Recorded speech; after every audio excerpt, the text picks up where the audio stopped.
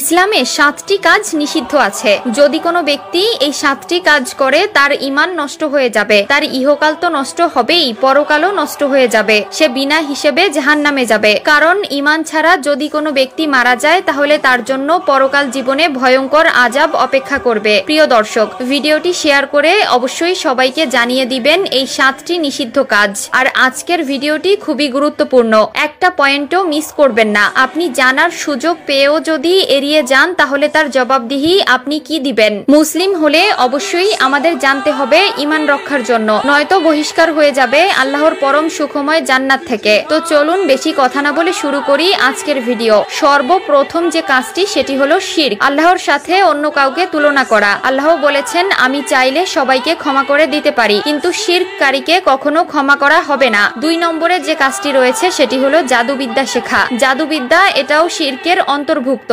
জাদুবিদ্যা যারা শিখে আল্লাহ তাদের ক্ষমা করবে না। ৩ নম্বরে যে নিষিদ্ধ কাজটি সেটি হলো অন্যায়ভাবে কাউকে হত্যা করা। বিনা অপরাধে যদি কোনো মানুষ কাউকে হত্যা করে তাহলে সে গোটা পৃথিবীর মানুষকে হত্যা করার পাপ তার আমল নামায় জমা হবে। ৪ নম্বরে যে নিষিদ্ধ কাজটি বলা হয়েছে সেটি হলো সুদ খাওয়া। ইসলামে সুদ খাওয়া হারাম, একেবারে কবিরা গুনাহ। আল্লাহ বলেছেন, সুদ খাওয়া, সুদ দেওয়া থেকে বিরত থাকো। আর যদি তা না পারো তাহলে আল্লাহ ও তার রাসূলের সাথে যুদ্ধের প্রস্তুতি নাও। সুদ খেলে মানুষের ঈমান থাকে না, কারণ হারাম টাকায় তৈরি হওয়া দেহ কখনোই জান্নাতে প্রবেশ করবে না। কারণ মুসলিম হতে হলে সর্বপ্রথম আপনার ঈমান টিকিয়ে রাখা প্রয়োজন। ঈমান নষ্ট হওয়া মানে আপনি কাফেরের অন্তর্ভুক্ত হবেন। আল্লাহ আমাদের সবাইকে বোঝার তৌফিক দান করুক, আমিন। ৫ নম্বরে যে নিষিদ্ধ কাজের কথা বলা হয়েছে সেটি হলো এতিমের সম্পদ আত্মসাৎ করা। এতিমের সম্পদ আত্মসাৎ করা এটি জঘন্য নিন্দনীয় কাজ, তাদের জন্য জাহান্নাম বরাদ্দ করা রয়েছে। ৬ নম্বরে যে নিষিদ্ধ কাজটি বলা হয়েছে সেটি হলো যুদ্ধ থেকে পালিয়ে যাওয়া।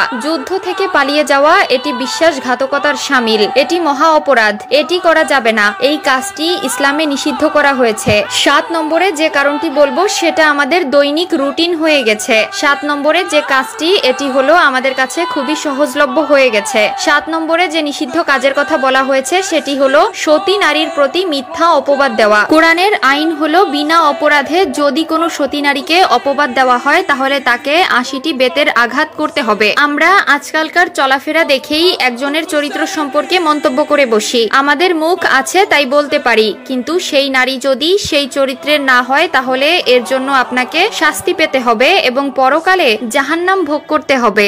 যদি কোনো ব্যক্তি এই ৭টি কাজ করে তার ঈমান নষ্ট হয়ে যাবে, তার ইহকাল তো নষ্ট হবেই, পরকালও নষ্ট হয়ে যাবে, সে বিনা হিসেবে জাহান্নামে যাবে। কারণ ঈমান ছাড়া যদি কোনো ব্যক্তি মারা যায় তাহলে তার জন্য পরকাল জীবনে ভয়ঙ্কর আযাব অপেক্ষা করবে। প্রিয় দর্শক, ভিডিওটি শেয়ার করে অবশ্যই সবাইকে জানিয়ে দিবেন এই ৭টি নিষিদ্ধ কাজ।